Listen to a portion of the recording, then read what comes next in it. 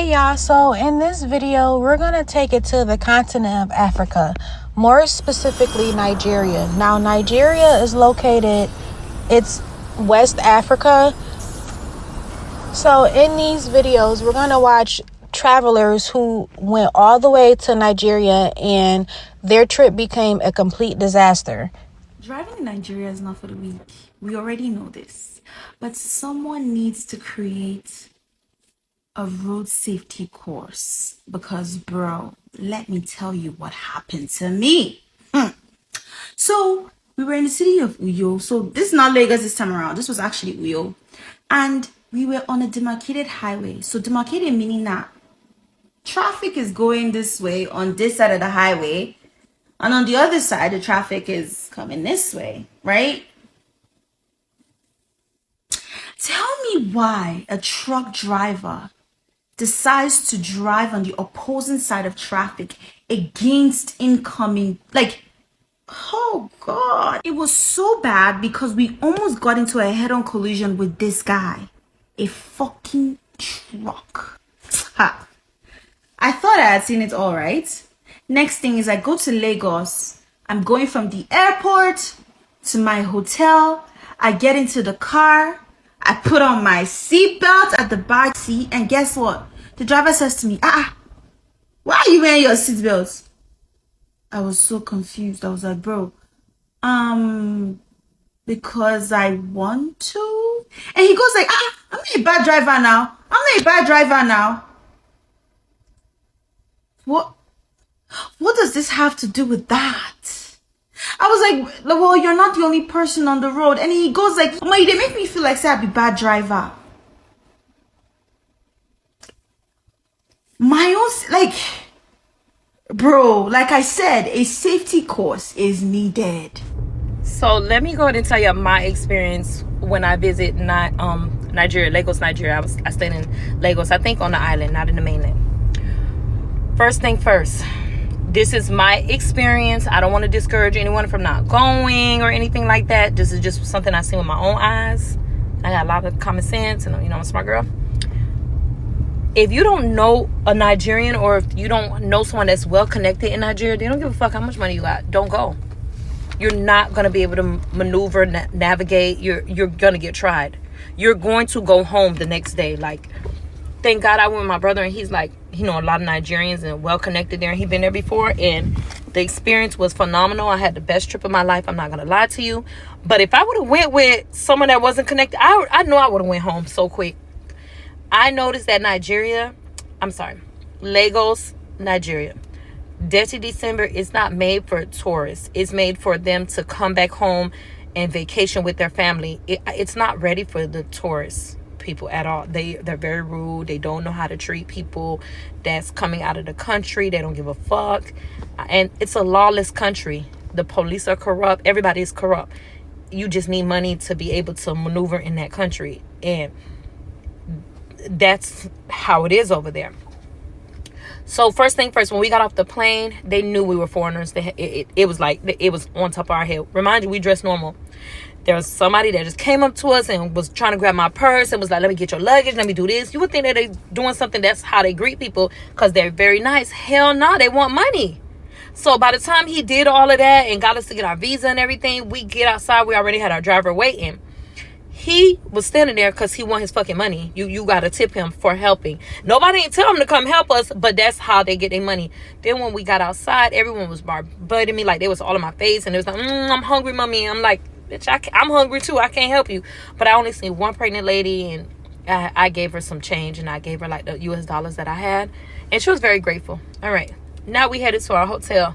They try to charge us 3 times the price. I noticed something in Nigeria. You can bargain every goddamn thing. And another thing, the more rude you are, the more respect you get. It's how you can go to, let's say you get in a hotel room and whatever the rate is online, that's what it is. No, you can bargain. If you go to Walmart and say something is $2 at Walmart and you just got to pay it. No, you can bargain over there. You bargain for any damn price. That's why they be bargaining over here. I got a lot of Nigerian friends. They do not take no for an answer. I see where they get it from. All right. The police is corrupt. I think we got stopped about up to 10 times there. And Every single time the police asked us for money. One time we got pulled over and the police was like, since you respect Nigerian culture or you respect Nigerian... Sorry, the video got cut off. So let me try to make this brief. So they were like, oh, since you respect Nigerian police, you know what to do. So basically he told us we got to give him money. So my brother at first was tipping him because he's a tipper. Then he started getting aggravated. He cussed their ass out. Right when he cussed their ass out, they opened the gate and let us in. You got to be rude with these motherfuckers. Club. In Nigeria, they take pride in their club and their restaurants. Their clubs are beautiful. Performance. Everybody is on court. I never seen clubs like this. The nightlife, that's why they love to party. The nightlife is top tier. All right. Like I said, my brother is connected in Nigeria. We just went there to say we walked up to the club. One club we walked up to. And we were just waiting for the guys to come outside. We didn't even say anything. The guy was like, oh, you're not dressed in proper attire. We don't have any reservation for you. No section. Already trying to cut us because they knew we were didn't give a fuck who we was. Remind you, I'm not trying to brag or anything. I got on $3,000 shoes and people walking in there with sandals because it's a rocky area. And my brother dressed down to the T, designer all the way. He had Louis Vuitton shorts and you know what I mean? Like, look, we dress. You know what I mean? Already being, I don't want to call it, but whatever. Look like they didn't like Black Americans. I didn't understand. Right when the guy came and got us, oh my God, they were opening the door for us. Oh, let us walk on their back because he was connected. You have to have connections there. And I noticed their club is only section only. Like, that's how they operate. They was really not trying to let us in the club. We didn't even walk to the door yet. He just came up to tell us that. We was actually just waiting for the guy. But exactly like I said, because he was connected, the connection came and got us, and their whole attitude changed. That shit was kind of crazy. Like, they was bitch about to pick me up and sit me down in my damn chair, all because of connection. Then another thing I noticed, that one girl told me that my accent will get me in trouble. I went into a boutique and the lady was trying to charge me $100K for a dress. This other lady seen that she was trying to charge me that much, so she went ahead and took me to the side and she was like, don't open your mouth in this city. Here's my number because they're going to try you because of your accent. So she was able to talk the lady down for my dress and made it half the price, $50K. $50K is probably like $20, $30. I'm not sure. But all I'm saying is, if you don't have a connection to go there, you're going to cry. They are not tourist friendly. I'm sorry to say. And it is true. There is a smell there. But I think it smells like sewer because, so you just got to get used to it. It's, shit, we got it in Florida too, so just be prepared to go outside your zone. But that's my experience. Let me tell y'all how it went in the airport. Okay, they did not inform me till after I got there 2 hours before the departure of my flight to tell me that they could not let me back because it will not be enough time for me to get everything verified and me to be able to make it to the flight. OMG. So the first thing that I will suggest, just in case of this type of thing could ever happen to y'all, is number one, make sure, regardless to if you got international calling, if you got an international plan, purchase you a Nigeria SIM card when you get there. Do that. Trust your girl. Okay, so let me tell you as the story go on. So they advised me that I cannot get on a plane. Remind you, if you ever been to the airport, you will know just how busy it is in front of the airport. It's not really like any parking where you can just sit there and wait for somebody to be dropped off, kind of like the airport in Atlanta, Florida, North Carolina. It's pretty much like a pick up and go or drop off and go type of process. So once they did that, they basically told me that they were not going to let me on a plane and I had to purchase another ticket. Imagine that after I've been in Nigeria for a couple weeks. I done bought land, bought a house. So now I'm not even like really, I ain't broke, but I really wasn't planning on $1,300 for a one-way ticket.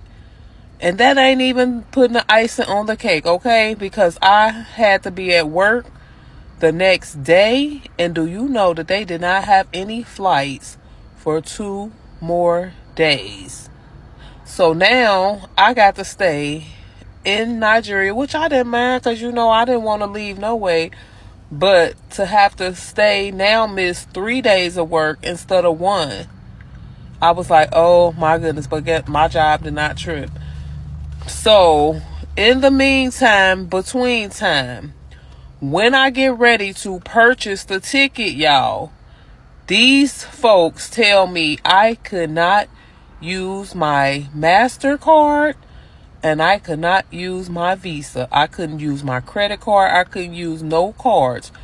I had to have Naira in order to buy the ticket. So I'm like, what the fuck?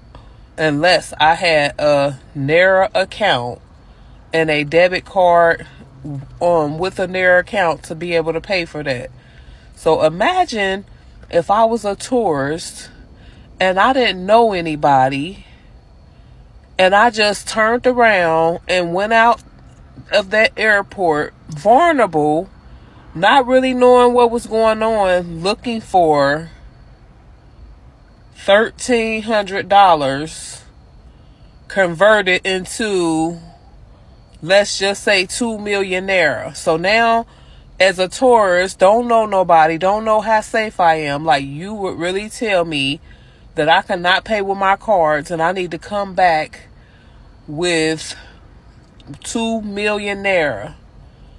And y'all, my phone, T-Mobile, and I'm supposed to have an international plan, was not working. It said that I had reached my maximum whatever that they was going to allow me to use on my vacation. So guess what? The thing that saved me was that Nigerian SIM card, because I was able to call Valentino back to come and get me so we can go put the money, I can transfer the money to his card, and that's what I end up having to do, or find the money or whatever heck we was gonna have to do in order to purchase my ticket. So I end up being able to reach him only because of that Nigerian SIM card. He came back and picked me up, we got the ticket, and we went back home for a couple more days until it was time for me to come to the airport, and we was 4 hours early. So yes, that was the most terrible experience that I had, and I don't want any of y'all to experience that. So just in case, make sure your toolbox is prepared for when you travel, so you don't be in a situation like I was. Happy traveling. I know they've said like Africa's like a poor country, but I didn't believe that, because like you can't believe everything you see on the media. So I went there.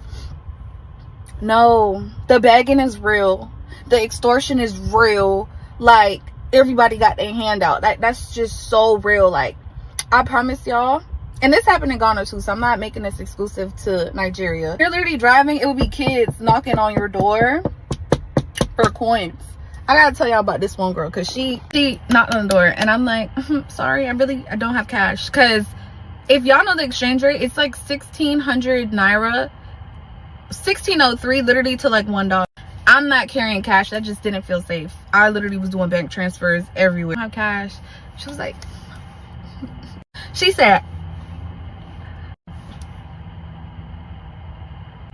the little girl started to bite her arm, and then she walked away with a smile, like.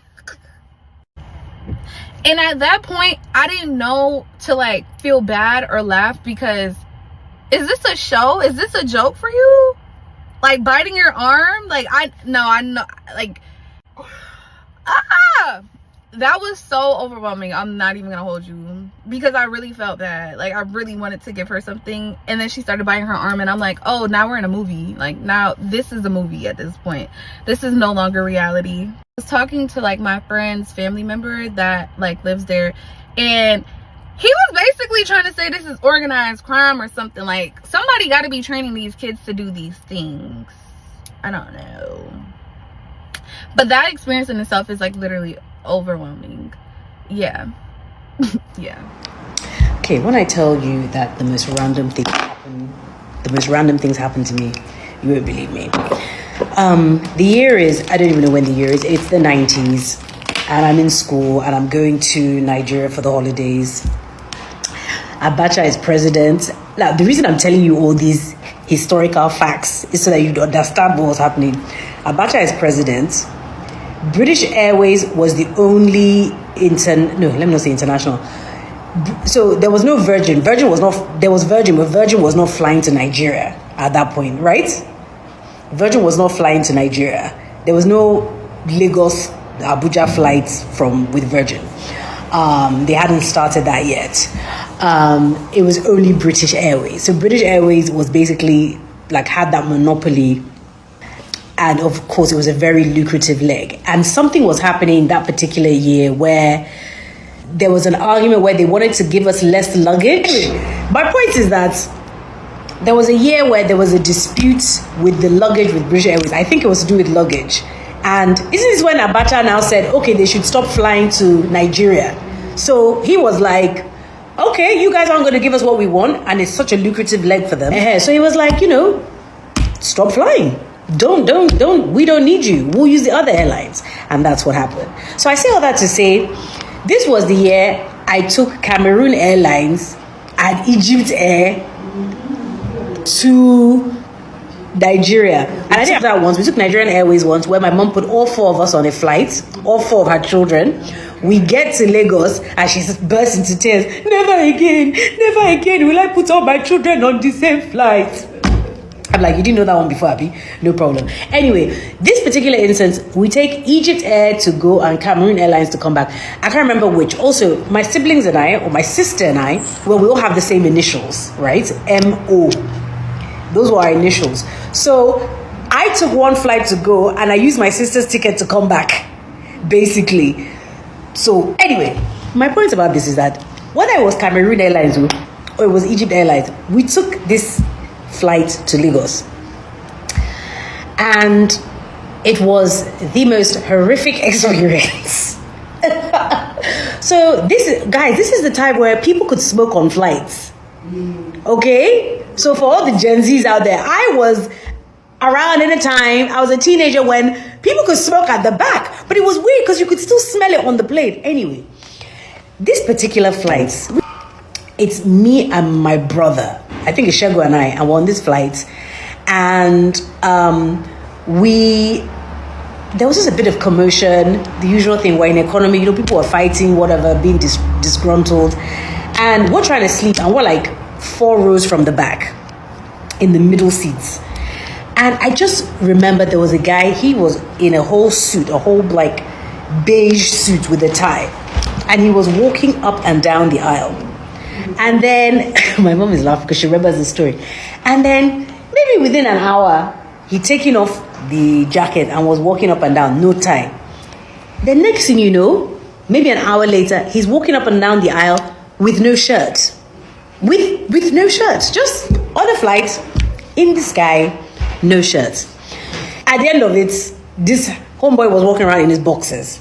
He was wearing blue boxers. I remember that. Light blue boxers. And he's walking up and down. And at this point, I'm looking at my brother and we're just like, and you're so used to madness on flights. You're just like, let's just ignore this guy. But people, obviously, at this point, people are talking and I was like, what's going on? What's this guy doing? He decides to walk over to the exits, to the door, to the latch, and he proceeds to try and open the latch mid-flight so that we can all die. And one thing you're going to know about Nigerians, they will band together in a crisis, honey.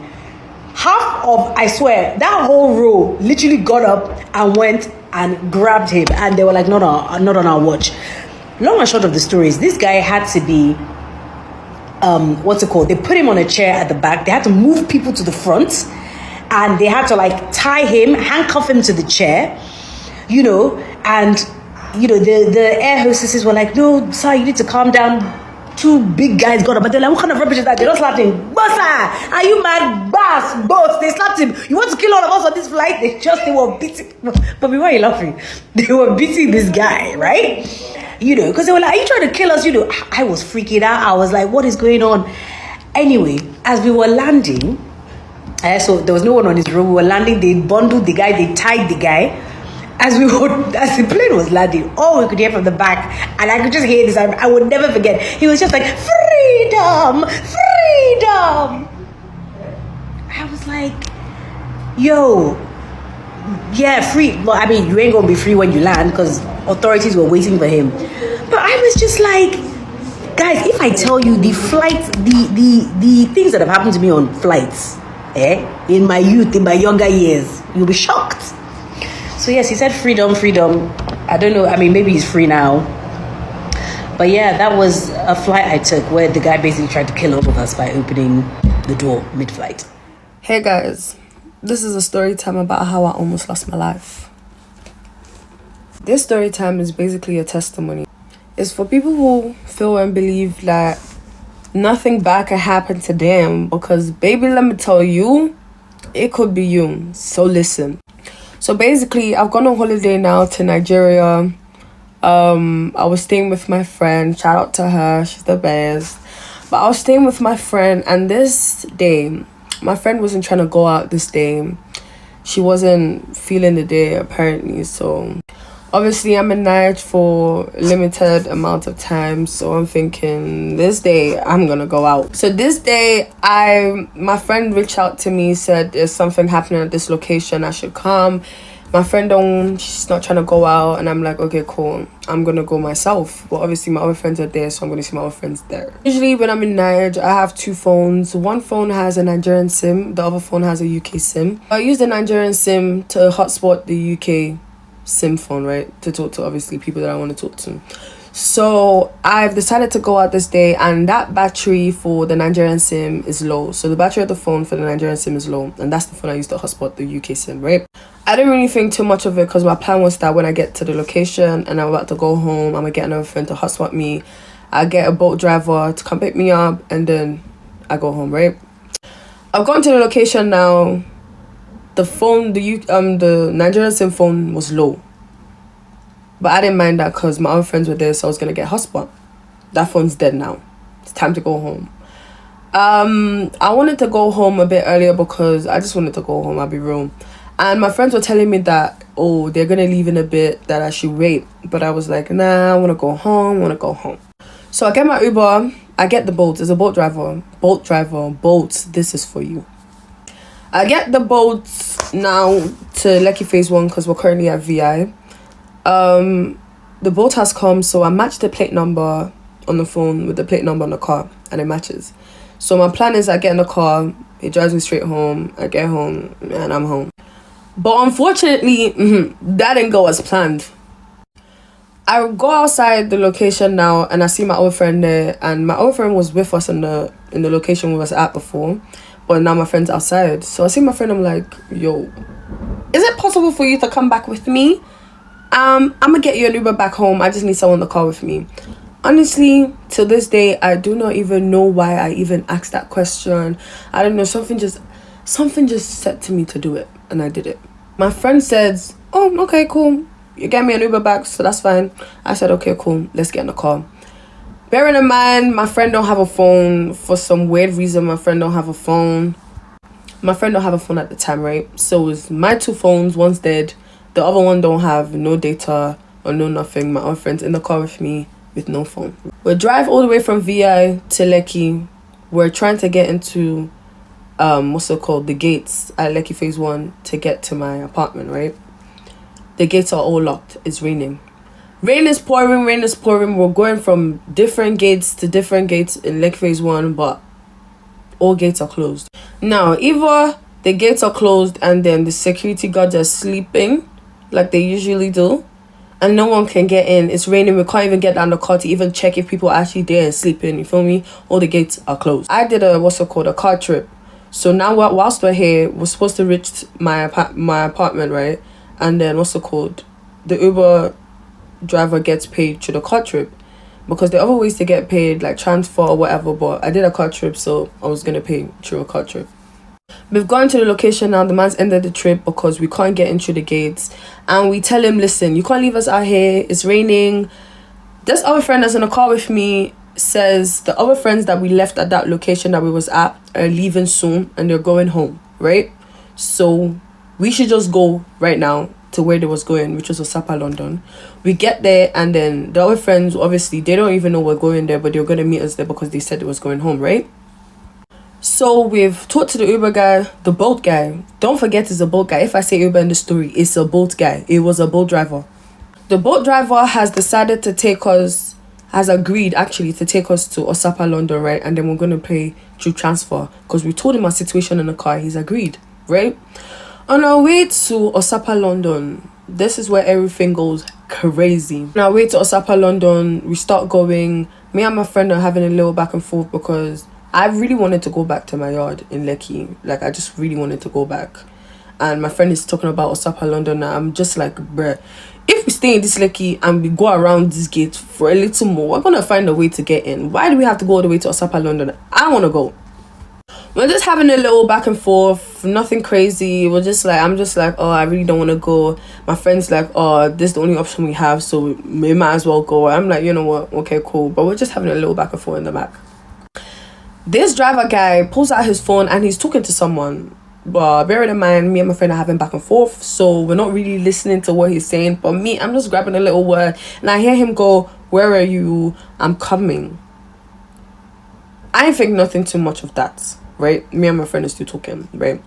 This guy has proceeded to miss the first turn, right? My friend has noticed because my friend does know the way and I don't. So my friend noticed that this guy has missed the first turn, and he says to him, you've missed the first turn. The driver, he kind of like dismisses it. So we say, okay, cool, you've missed the first one, there's a second one to get to that location, so let's use the second one. Me and my friend are still talking behind, right? And then this guy misses the second turn. Bear it in mind, my friend knows the way. So my friend goes to him, bro, you're missing the second turn, like, what's going on? This guy is still driving, acting so suspicious. I'm just like, what is going on? I tell him, bro, are you not listening? Like, you're missing the turns. The guy keeps driving his car. I said, stop the car. Oga, stop the car. Oga refuses to stop the car. Oga is still driving. And I'm telling my friend, like, are you not seeing what the fuck is happening, bro? Why are you not saying anything? My friend's telling me, bro, calm down, calm down, calm down. And I'm like, this is not real. There's no way you're telling me to calm down. This guy is taking us to another location. You're telling me to calm down. Tell him to stop the car. My friend starts to tell him to stop the car. This guy is not stopping the car. Now he's not listening to both of us. Have you seen? So now I start to panic because this guy is not stopping the car, which means he has head stopped the car. He's not stopping the car. He has already violated the rules of whatever service he's using. This is a boat driver. I've said to stop the car here. You don't want to stop the car. Now you are kidnapping us. This guy keeps driving and I'm starting to panic. I start to shout. I start to raise my voice and shit. My friend's telling me to calm down. Next thing I do, I open the car door. I start to flag down the cars. I put out our legs, my hands. I'm flagging down cars. No car is answering. No car is saying anything. They literally see people fighting for their lives. Honestly, I don't blame them, but no one is saying anything at this point. My friend goes on to try wrestle the driver, right? To get the driver to stop the car. The driver is not trying to stop. And do you know what this driver guy says? We're all gonna die. I said, huh? We are all gonna die? No, we are not. No, we're not gonna die with you, sir. I bring out all the cash I had in my bag, right? And we start to give it to the guy. We tell him, listen, take all the cash we have. Please just leave us on this road. Bear it in mind, guys, we are driving on, I don't even know the road we was driving on. All I know is that at this point we're speeding. Now we're begging the car driver, we're begging him. He's not listening. He said we're all gonna die. My friend is trying to fight the guy to stop the car. We swerve the car. The car almost hits another car. He swerves it back. This guy's ready to die at this point. I look at my friend. I say to my friend, listen, this is it. We are gonna die if we don't jump out this fucking car. Now we're on Zumba and by the way, this guy is speeding. We're going right under the bridge right now, yeah. I tell my friend, listen, On my life, I ain't dying today. Listen, I'm jumping out of this car with or without you. My friend looks at me, this girl's fucking crazy. I said, yeah, I'm crazy because we're jumping out this car right now. First thing I do, I open the door. The guy is speeding. He's not trying to stop. We've swerved. We've done everything we can. This guy is not stopping. So basically, I've opened the door. My journey last year when I was in Nigeria around this time last year, you would know I'm probably not going back. I'm probably not going back unless I am guaranteed 100% to enjoy my trip. That's the only reason why I would go back. I don't understand the whole idea of taking 2 weeks off of work only to go to Nigeria to go visit people, only to go to Nigeria to experience no light, no water, all that good stuff. It's not even like we cannot get it. It's like, just get a hotel. You don't have to stay with family members. And I already said, I told my family, I refuse to take 2 weeks off of work to go back to Nigeria only to suffer. I'd rather just stay here. Sorry, I didn't mean suffer, only to struggle. Struggle is the right word. Exposing the Lagos, Nigeria airport. So what they didn't know at first is that I was making video. And what I do suggest is anytime you have all your stuff together and you come up against this, make sure you take pictures, make sure you get names, and make sure you take video. And he was in on it. Talk about hurt and devastated. They had me stand right there where I was. This man right here in the yellow vest and the young lady that had the braids that I showed you in the previous video for 2 hours just to lie. And then they pulled my husband to the side without me and they told him, the man with the black mask, if you give us $25,000 there, we'll let her get on the airplane. But that's not the bad thing. The worst thing that happened was a lot of the customers and a lot of the people that were there. I had a Nigerian man who was departing walk up to me and said, "Sister, it's okay. It's okay. This is what they do." We keep excusing what they do. Every time I come into the airport, I am harassed. I am having to deal with bribes and lies. So finally, after going past customs, I stood there and I said, I am not moving until I speak to someone that is in charge, because they kept lying to me and telling me this person was in charge and this person was in charge, and that person was not the one that was in charge. Why? Because they did not want to get exposed to the station manager of Qatar Airlines. I finally, after 2 hours of standing there, them lying with the bribes, and then after waiting for the station manager, because they hugged me and they asked me to forgive them and they asked me, please don't tell they're going to lose their jobs. But I told them, I hear too many stories of this happening to American women that come in here. Y'all keep sending them here and here and there, and you're taking $5 here and $20 there and $20 there. No, I want to speak to your station manager.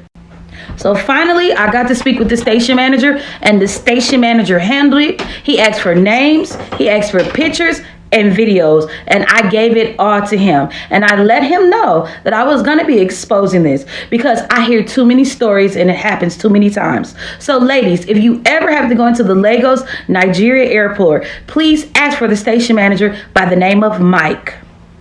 You ask me, why am I upset? Why am I so passionate about this? Because it has to happen. We're already scared because we're in a foreign land that we don't know anything about, and we're getting to learn. We're excited about meeting our significant other. Not only that, we don't understand your language. And then you're bribing and lying to us. Is this what you want to represent as Nigeria? No, I don't think you do. Let's do better, Nigeria. And also, if anybody have any questions about any of their paperwork, what they need, make sure to reach out to me and I'll be able to. Okay, y'all, so after watching these videos, would you still travel all the way to Nigeria despite these travelers' mishaps? And as always, thank you for watching. Until next time, take care.